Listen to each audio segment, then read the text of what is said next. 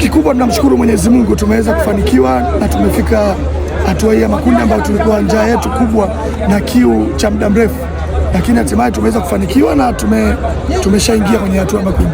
Baada ya kuingia hatua ya makundi sasa, tumeona furaha, na wanasema siku zote kuna vitu vichache sana ambavyo unaweza ukashuhudia ukimwona mwanaume analia.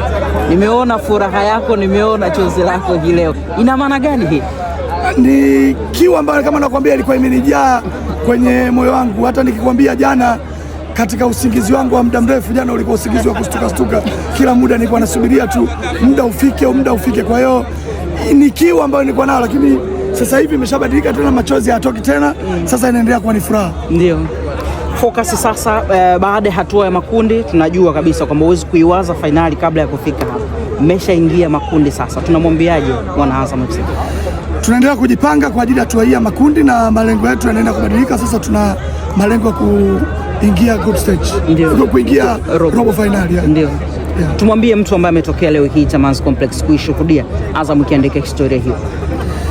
Ilikuwa ni historia kubwa ambayo inasubiriwa kwa muda mrefu, kwa hiyo mashabiki wote walijumuika na sisi nao wamejumuika kwenye kutengeneza historia hiyo kwa pamoja.